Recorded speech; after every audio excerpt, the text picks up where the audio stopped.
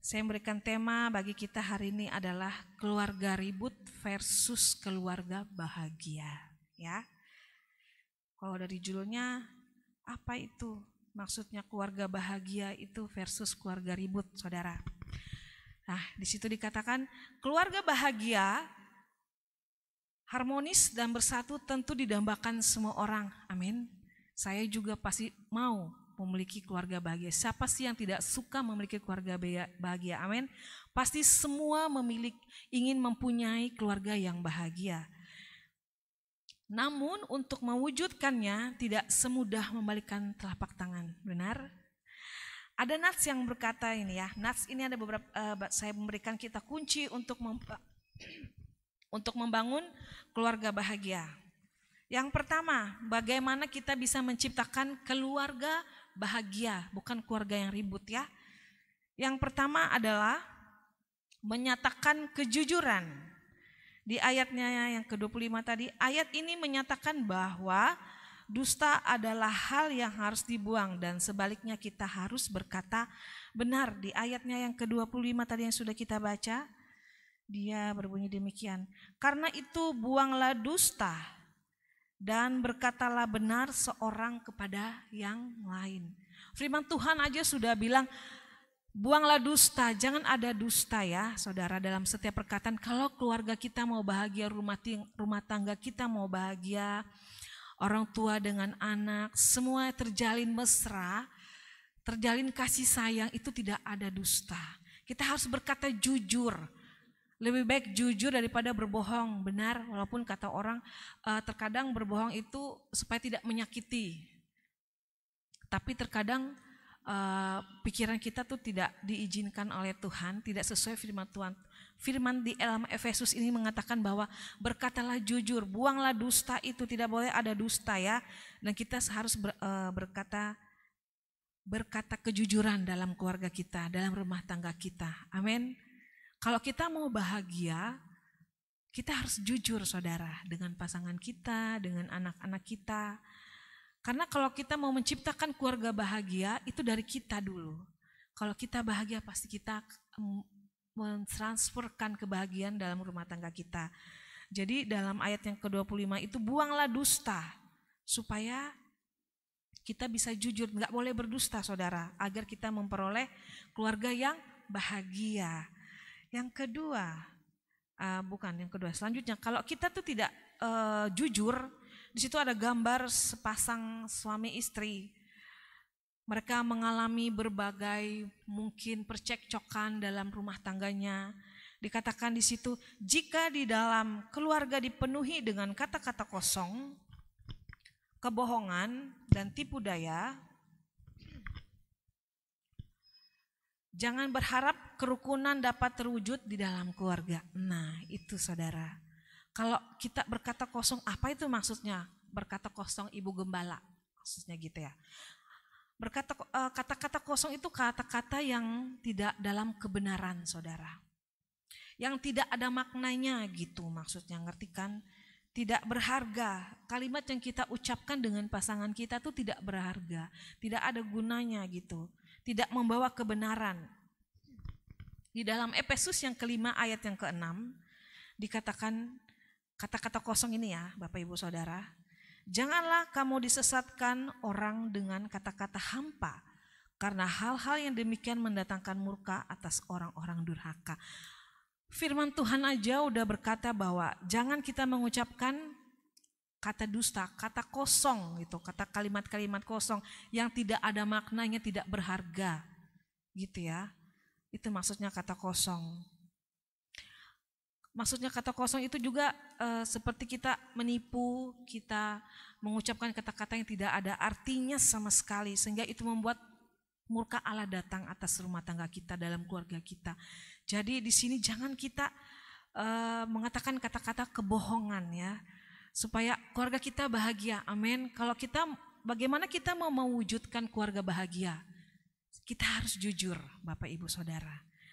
Baik dalam pasangan yang sudah berpasangan, sudah bersuami istri, orang tua terhadap anak, terhadap rekan kerja, kita harus berkata jujur saudara. Adakah di sini yang suka dibohongi, saudara? Ada tidak? Coba angkat tangan. Yang suka dibohongi itu siapa di sini? Ada tidak? Tidak ada kan? Karena kebohongan itu sakit, saudara. Sakitnya tuh di sini gitu. Ya kan? Kalau kita berbohong, orang itu nggak bisa dipercaya lagi omongannya. Kayak gitu kan. Jadi itu pasti menciptakan keributan itu. Otomatis itu akan menciptakan keributan. Nah, kalau kita ingin mencapai mewujudkan keluarga yang bahagia, yang pertama itu adalah kita harus berkata jujur. Sesakit-sakit apapun, kejujuran itu bagus, saudara. Penting itu ya. Itu menjaga kebahagiaan, keharmonisan. Seperti itu ya, kita harus menjaga kerukunan dalam keluarga. Baik dengan suami, baik dengan istri, baik dengan anak-anak, dengan keluarga besar. Ya, kita harus menciptakan kejujuran, saudara. Supaya kita terjalin kerukunan gitu. Keharmonisan gitu, saudara ya. Nah, yang kedua, bagaimana kita bisa mewujudkan keluarga bahagia, saudara? Bagaimana kita bisa mewujudkannya? Mengatasi kemarahan, saudara. Wah, ini kalau kemarahan ini berat ya. Pasti semua pernah marah, apalagi yang udah punya pasangan gitu ya. Di ayatnya yang ke-26 sampai ke-27 saya bacakan. Apabila kamu menjadi marah, janganlah kamu berbuat dosa. Janganlah matahari terbenam sebelum padam amarahmu, dan janganlah beri kesempatan kepada iblis. Sudah jelas di sini dikatakan, saudara, bahwa marah boleh tapi jangan sampai matahari terbenam ya.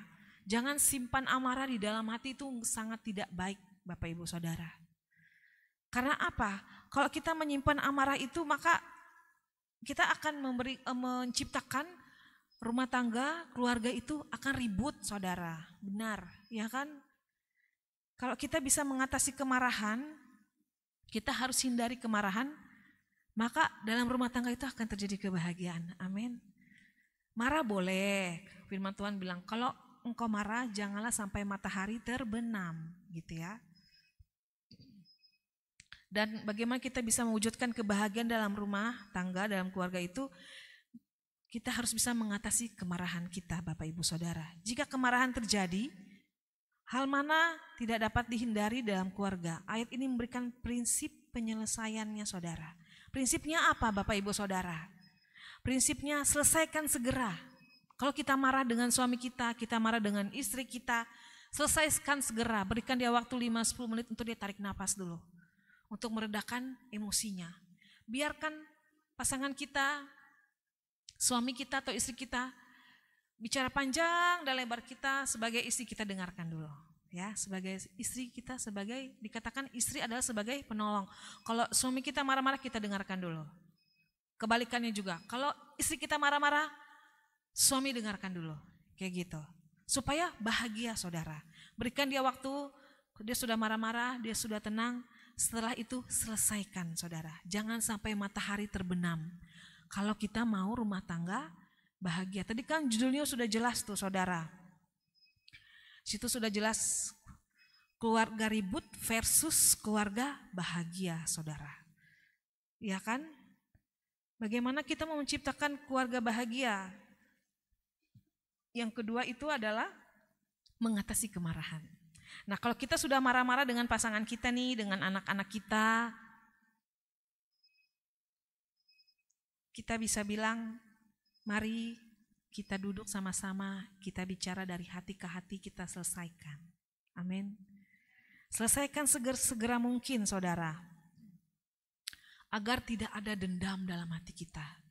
Wah, kalau ada dendam bagaimana keluarga bisa bahagia, saudara? Ya kan? Tentu nggak akan bahagia kalau ada dendam, simpan kepahitan, simpan kekecewaan dalam hati. Nggak akan bahagia, Bapak Ibu Saudara. Karena itu selesaikan segera. Marah boleh, tapi jangan sampai matahari terbenam. Setelah itu mari berdamai dengan anak-anak. Saya juga pernah marah, saudara, dengan suami saya, dengan Bapak Gembala, dengan anak-anak. Ya kan? Tapi setelah itu kita berdamai. Jangan bawa amarah itu sampai kita tidur, saudara, itu nggak bagus. Itu akan memberikan dendam dalam hati kita, itu akan menciptakan dendam yang berkepanjangan, saudara. Itu sangat tidak baik ya, saudara. Sangat tidak baik.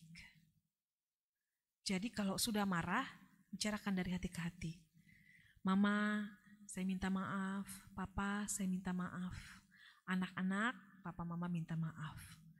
Maka saya yakin 100% saudara, keluarga kita akan bahagia. Amin. Ya kan? Pasti semua kita ingin bahagia dalam dunia ini, ya kan? Benar kan? Tidak ada yang mau sedih-sedih, tidak ada yang mau yang sedikit-sedikit menangis.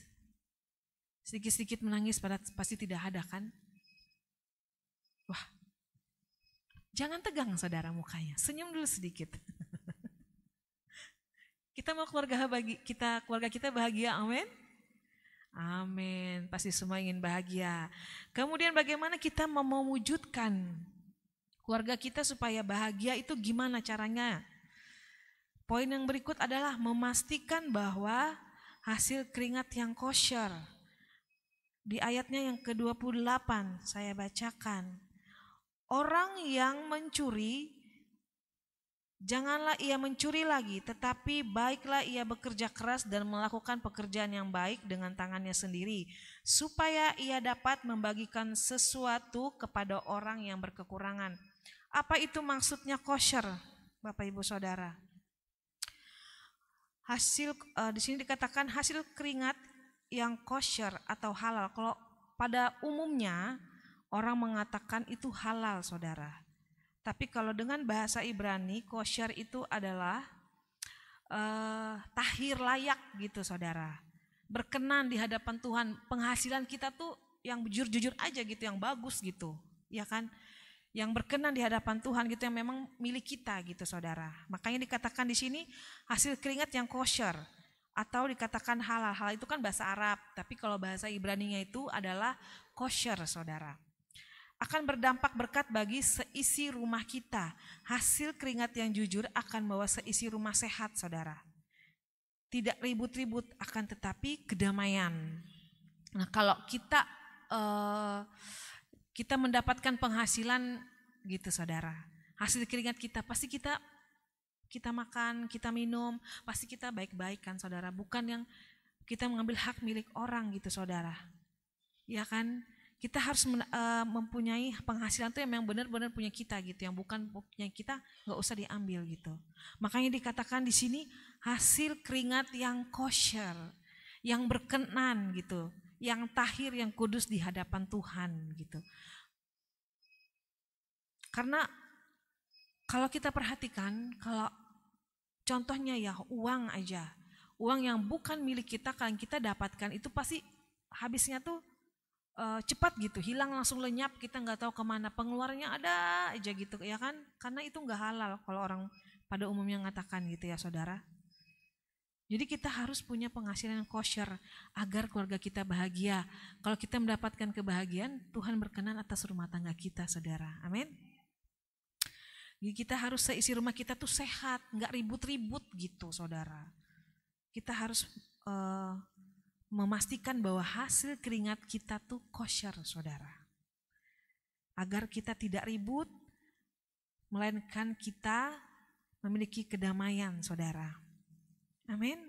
Kita percaya bahwa ketika kita memiliki penghasilan, apa yang kita miliki hak kita, dan kita bagikan ke dalam seisi rumah kita, pasti kita akan damai sejahtera, Bapak Ibu Saudara. Ya kan? Pasti kita bahagia. Rumah tangga kita, keluarga kita tidak ribut-ribut gitu, saudara. Tapi coba perhatikan aja kalau kita peka ya, saudara. Kalau hak yang bukan hak kita, kita ambil gitu, hak orang kita ambil gitu.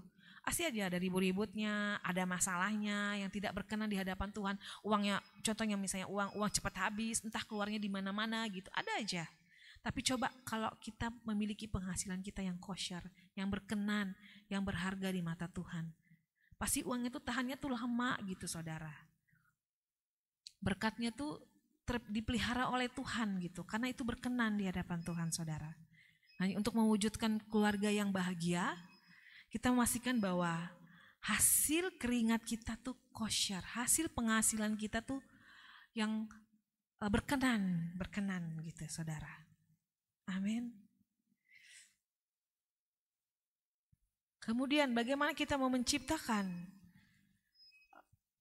supaya rumah tangga keluarga kita bahagia saudara. Menjaga perkataan. Ini lumayan berat kalau perkataan ini saudara. Ya kan? Dikatakan di sini perkataan kita diibaratkan sebagai sumber air. Bisa mengeluarkan sesuatu yang baik tapi juga bisa meracuni saudara. Karena perkataan itu secara tidak langsung itu dia kayak hembusan nafas gitu saudara. Dia ada nyawanya gitu. Ya kan? Coba kita baca di ayat yang ke-29 saudara. Ayat yang ke-29. Janganlah ada perkataan kotor keluar dari mulutmu, tetapi pakailah perkataan yang baik untuk membangun saudara. Jadi di situ dikatakan sudah jelas, janganlah ada perkataan kotor keluar dari mulutmu, tetapi pakailah perkataan yang baik untuk membangun di mana perlu supaya mereka yang mendengarnya beroleh kasih karunia. Jadi kalau kita berkata-kata gitu, kita ribut gitu saudara, entah sama suami kita, entah ribut sama istri kita, ribut sama anak-anak kita atau keluarga kita, hati-hati kalau berbicara. Iya. Kalau yang keluar dari mulut kita itu, kita kan doa pakai mulut nih, pakai nafas. Kalau kita mengucapkan perkataan ini dengan kata-kata yang kosong, yang poin pertama tadi yang tidak ada maknanya, yang tidak ada faedahnya gitu ya, itu gak akan berguna, hati-hati. Karena perkataan itu, ucapan itu adalah doa gitu. Hati-hati kalau kita ucapkan ke suami kita, ucapkan ke istri kita, ucapkan ke anak-anak kita saudara. Kalau sampai terjadi apa yang kita ucapkan gimana saudara? Pasti menyesalnya belakangan, ya kan? Jadi kalau kita ribut itu tapi jaga perkataan gitu saudara. Jangan tanpa ada filternya gitu, difilterlah sedikit gitu ya.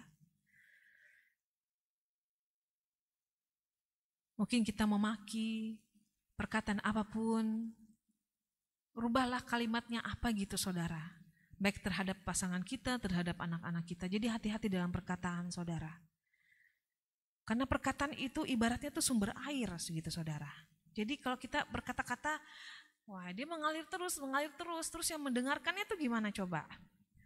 Sakit saudara. Kalau kita maki-maki orang dengan kata-kata kasar gitu kan, itu sakit saudara.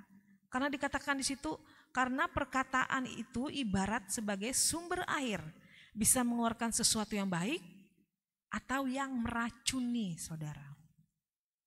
Jadi hati-hati sama perkataan. Bagaimana kita mau mewujudkan keluarga yang bahagia itu adalah kita harus menjaga perkataan kita. Itu penting saudara ya. Sangat penting. Karena perkataan itu doa gitu. Jadi kalau kita marah ucapkan aja berkat. Ucapkan aja berkat walaupun berat. Belajar saudara.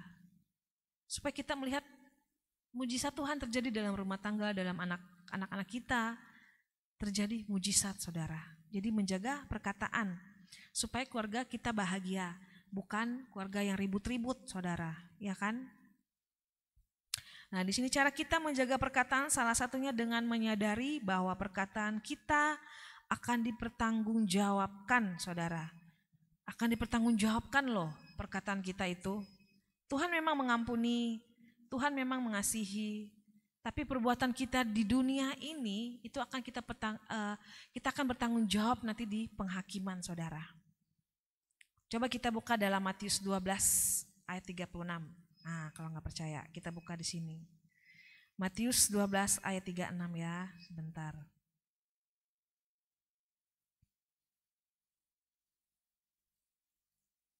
Matius 12 ayat 36. Matius 12 ayat 36. Tetapi aku berkata kepadamu, setiap kata sia-sia yang diucapkan orang harus dipertanggungjawabkannya pada hari penghakiman. Wow. Hebat. Firman Tuhan luar biasa saudara.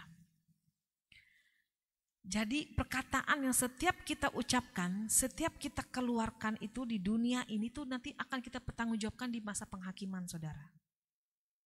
Ngeri kan? Sangat ngeri, saudara.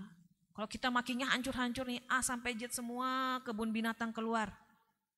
Bahkan yang lebih parah lagi, saya tidak perlu sebutkan di sini. Itu ngeri, saudara.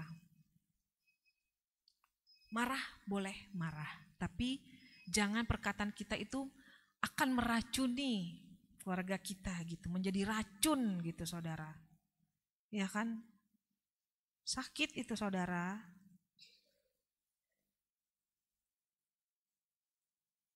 Jadi kita harus bisa menjaga perkataan kita karena itu akan kita pertanggungjawabkan di dunia akhirat. Bahasa orang dunia bilang tuh dunia akhirat akan engkau pertanggungjawabkan perkataanmu, perbuatanmu, semuanya, saudara, tanpa terkecuali. Tuhan mengampuni, Tuhan mengasihi. Tetapi di dalam Matius 12 ayat 36 ini apa, saudara? Dipertanggungjawabkan semua apa yang kita perbuat, perkataan kita, perbuatan kita, nanti di penghakiman, saudara. Jadi di sorga itu kan kayak ada buku kehidupan gitu, catatan buku kehidupan. Ini contoh saja, Queen misalnya. Queen dari lahir dia mungkin bayi, dia belum mengenal apa-apa. Tapi ketika dia sudah mulai 6 tahun beranjak, apa yang dia ucapkan, apa yang dia perbuat, itu semua tercatat di buku kehidupan. Nanti pada saat masa penghakiman datang, Tuhan Yesus bertanya sama Petrus, Petrus, coba buka buku kehidupannya saudari Queen. Dia sudah bikin apa saja selama dia hidup di dunia. Wah, itu semua dibacakan dari A sampai Z semua, saudara. Kalau kita berbuat kebaikan, pasti Tuhan akan mengampuni, saudara. Tapi kalau udah buat baik, jangan buat salah lagi dong. Jangan buat dosa lagi dong, iya kan? Karena itu akan kita pertanggungjawabkan. Sekalipun Queen mungkin buat kesalahan, tapi Queen banyak membuat kebaikan. Queen tidak melakukan apapun lagi yang kalau Queen sudah merasa bersalah, jangan diulangi lagi, begitu. Tuhan mengasihi pasti, oh Queen silakan masuk surga, gitu. Semua pasti masuk surga kan? Saya juga masuk surga, saudara. Makanya kalau kita berbicara itu, hati-hati ya. Karena perkataan kita itu akan dipertanggungjawabkan, saudara, nanti di penghakiman. Nah, akan tetapi aku berkata kepadamu, Tuhan berkata nih, saudara, yang kita baca tadi di Matius 12 ayat 36, setiap kata sia-sia yang diucapkan orang harus dipertanggungjawabkannya pada hari penghakiman, saudara. Jadi ingat ya, perbuatan kita itu Tuhan ampuni, tapi pada saat akhir nanti pasti kehidupan kita akan dibuka satu semua, saudara. Jadi mari kita jaga hati kita, jaga perkataan kita supaya keluarga kita bahagia, saudara. Pasangan kita bahagia, anak-anak kita bahagia, saudara. Amin. Karena kalau kita lihat sepele sih, Ibu Gembala kan saya kan cuman bilang seperti ini aja. Iya, engkau mengucapkannya tuh enteng gitu, nyaman gitu. Tapi bagi yang menerimanya seperti racun, ya kan? Sakit gitu, menusuk gitu, ya kan? Coba saudara, ada yang ngatain engkau gini, engkau tidak melakukannya nih. Engkau tidak berbuat, tapi dia tuding engkau gini. Sakit nggak? Sakit, ya kan? Pahit nggak di hati? Pahit, tentu pahit. Bahagia nggak? Enggak lah. Jelas akan jadi keributan kayak gitu, ya kan? Jadi jaga perkataan. Emang berat, saudara, jaga perkataan. Apalagi kalau sudah emosi tingkat tinggi ya. Sudah lupa diri itu kalau berbicara itu ya. Tapi kalau kita mau bahagia, rumah tangga kita, keluarga kita bahagia, bukan keluarga yang ribut, tapi kita mau keluarga yang bahagia, keluarga yang rukun, keluarga yang harmonis. Jaga perkataan, saudara. Ya, jaga perkataan. Yang kelima, bagaimana kita bisa mewujudkan keluarga bahagia bukan keluarga yang ribut? Kita merawat kemesraan. Bagi yang berpasangan, jangan kemesraannya waktu pacaran aja, ya kan? Nanti sudah nikah, bukan panggil sayang lagi, panggil ko mata di mana jadi? Tidak lihat itu barang di kaki tuh kah? Nah, begitu. Contoh kecil, saudara. Iya kan? Tapi waktu pacaran, aduh, jalannya hati-hati ya sayang. Sakit kah mana sini? Saya tiup dulu, mana yang sakit gitu. Aduh. Gitu ya kan? Jadi merawat kemesraan tuh penting. Karena kalau yang bagi sudah berumah tangga, kalau mama papa ini sudah mesra, saling mengasihi, itu mentransferkan kebahagiaan buat anak-anaknya. Jadi jangan heran kalau anak-anak kita tuh seperti susah diatur gitu. Nah, itu karena roh transfer kemesraan, kasih sayang dari orang tuanya itu nggak ada, saudara, ribut gitu. Akhirnya roh pertengkaran itu transfer ke anak-anaknya itu karena papa-mamanya ribut, akhirnya ke anak-anaknya juga gitu. Anak-anaknya kayak susah diatur, sudah susah dibilangin, dikasih tahu, gitu saudara, alurnya gitu. Jadi merawat kemesraan itu penting ya untuk kebahagiaan keluarga. Kemesraan itu dimulai dari tindakan saling mengampuni. Sebagaimana Allah dalam Kristus telah mengajarkannya kepada kita. Coba kita baca yang ayat terakhirnya. Ayat 31 dan 32 itu saudara. Segala kepahitan, kegeraman, kemarahan, pertikaian dan fitnah hendaklah dibuang dari antara kamu. Demikian pula segala kejahatan. Tetapi hendaklah kamu ramah seorang terhadap yang lain, penuh kasih mesra dan saling mengampuni sebagaimana Allah di dalam Kristus telah mengampuni kamu. Luar biasa ayatnya saudara. Jadi walaupun nikahnya udah lama, 20 tahun, 25 tahun, jangan malu nunjukin kemesraan gandengan tangan kah, begitu. Jangan panggil ko, panggil mungkin mama lah.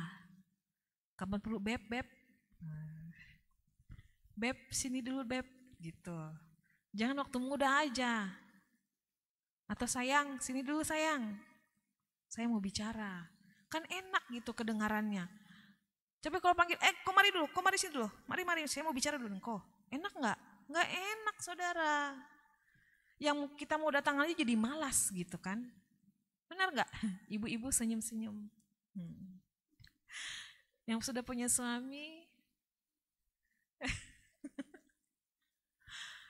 ya kan?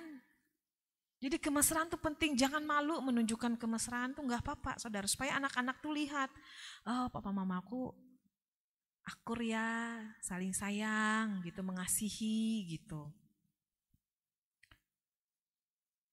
Dengan keluarga, dengan orang tua, begitu juga saudara kita, sekalipun kita sudah berkeluarga, kita menghormati orang tua kita, saling sayang gitu ya saudara. Bagaimana supaya bisa ada kemesraan saudara? Jangan ada kepahitan, itu kuncinya. Di hati tidak boleh ada kepahitan. Tidak boleh ada kegeraman. Geram itu apa ya? Kayak gemas gitu saudara. Tidak boleh ada kemarahan, pertikaian, fitnah saudara. Itu enggak boleh, itu buang semuanya. Kalau kita mau bahagia, kita buang itu semua. Kita harus bisa mengampuni. Tadi dikatakan di sini yang kelima itu merawat kemesraan. Kemesraan dimulai tindakan apa yang harus kita lakukan? Saling mengampuni. Karena itu penting saudara, sangat penting mengampuni itu. Karena kalau mau bahagia kita harus mengampuni dulu. Suami istri, setelah suami istri sudah berdamai, mengampuni dengan anak-anak lagi. Kalau saya ini ya, contoh, ini fakta. Kalau saya sudah marah sama anak-anak di rumah, sebelum tidur saya panggil saudara. Saya tidak mau marah di bawah sampai tidur sampai besok. Jadi kita panggil mereka, mama minta maaf, kita jelaskan kenapa kita marah sama mereka. Kita berdoa di situ, kita berdamai. Jadi harus mengampuni, jadi tidur itu tidak dalam keadaan marah, saudara. Jadi anak-anak juga damai dan mereka tidak menyimpan kepahitan. Kenapa sih papa mama marah saya terus kayak gitu kan? Apa alasannya? Jelaskan, saudara. Kalau papa mama marahnya berlebihan, kita minta maaf. Jangan malu minta maaf sama anak-anak, saudara. Karena mereka juga punya perasaan. Sekecil apapun umur mereka, minta maaflah. Supaya kemesraan itu juga, artinya kemesraan itu kasih sayang gitu, saudara. Itu transfer ke mereka gitu. Mereka merasakan kasih sayang. Oh, papa mama marah sama saya, tapi papa mama bisa minta maaf gitu kan. Berarti papa mama sayang sama saya. Bukan hanya dimarahin saja, tapi sayang juga gitu. Karena Allah mengajarkan seperti itu, saudara. Jadi itu ya, kita harus menjalin kemesraan agar keluarga kita bahagia, saudara. Kita harus berdamai, saudara. Keramahan dan kasih yang dipraktekkan di dalam keluarga menghindarkan dari keributan yang berkepanjangan, saudara. Amin.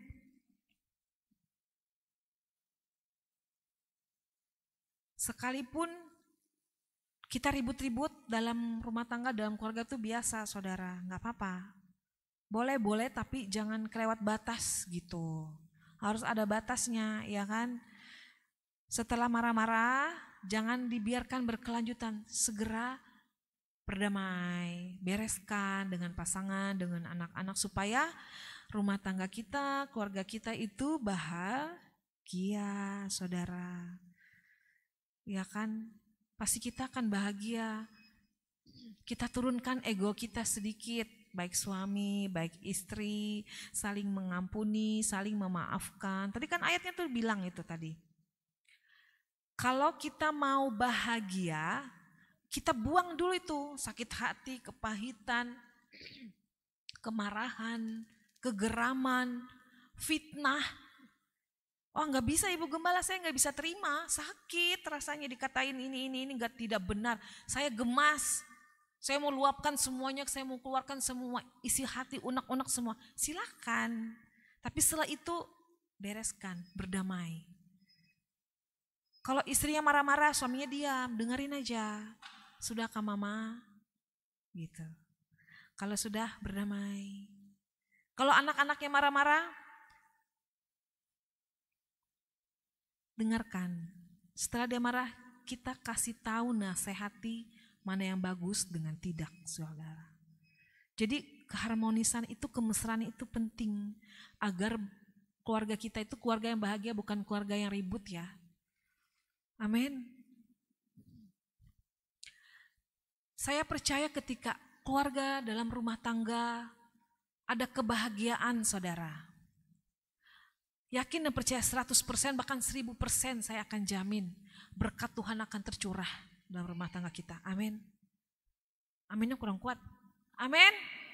Amin. Siapa yang mau diberkati? Kita semua mau diberkati, saudara. Tapi ingat ada 5 poin ini, saudara. 5 poin tadi, saudara. Berkata jujur, mengatasi kemarahan, memastikan hasil keringat kita tuh yang kosher, yang berkenan di hadapan Tuhan gitu. Menjaga perkataan dan merawat kemesraan, saudara. Jadi 5 hal itu harus kita pelihara, harus kita lakukan, kita wujudkan agar keluarga kita tuh bahagia. Dan percaya, yakin 100%, saudara. Berkat Tuhan akan mengalir dalam rumah tanggamu. Berkat Tuhan entah berkat apa saja. Baik itu keuangan, pekerjaan, berkat kesehatan, semua. Anak-anak diberkati Tuhan. Kebahagiaan, saudara. Itu Tuhan jamin 100%, bahkan 1000%. Itu akan hadir dalam rumah tangga kita. Tetapi kita harus lakukan 5 poin tadi. Kita menjaga perkataan kita, menjaga keharmonisan, menjaga perkataan kita untuk tetap jujur, mengatasi kemarahan, memastikan hasil keringat kita itu yang halal berkenan di hadapan Tuhan, menjaga perkataan, merawat kemesraan. Saudara, bisa ya? Bisa, pasti bisa, saya pasti bisa. Saya yakin. Kalau kita mau diberkati pasti bisa, saudara. Tapi kalau kita mau ribut-ribut terus, itu pilihan. Kita mau ributkah, kita mau bahagiakah? Itu kita yang tentukan, saudara. Kita pilih, kita mau yang mana? Mau keluarga yang ributkah, mau keluarga yang bahagiakah? Gitu ya. Saya percaya dengan yakin ketika 5 hal ini dilakukan, percaya saudara. Apa yang engkau gumuli, apa yang engkau minta sama Tuhan Yesus, Tuhan akan jawab, saudara. Asalkan keluarga kita bahagia aja gitu. Kalau ada yang ribut-ribut, ya kita mengalah kayak gitu kan. Saling menurunkan egonya lah gitu. Ya kan? Jadi 5 poin ini penting, saudara, Bapak Ibu, jemaat terkasih. Sebagai penutup, keluarga kita adalah keluarga sorga di dunia. Mari kita ciptakan rumah tangga yang baik, harmonis, indah, dan bahagia. Dengan apa yang Tuhan mau kita lakukan dalam perenungan kita di siang hari ini, saudara. Dengan apa? 5 poin. Berkata jujur, mengatasi kemarahan, memastikan hasil keringat dan yang kosher, menjaga perkataan, merawat kemesraan. Amin. Puji Tuhan. Firman kita di siang hari ini, kami yakin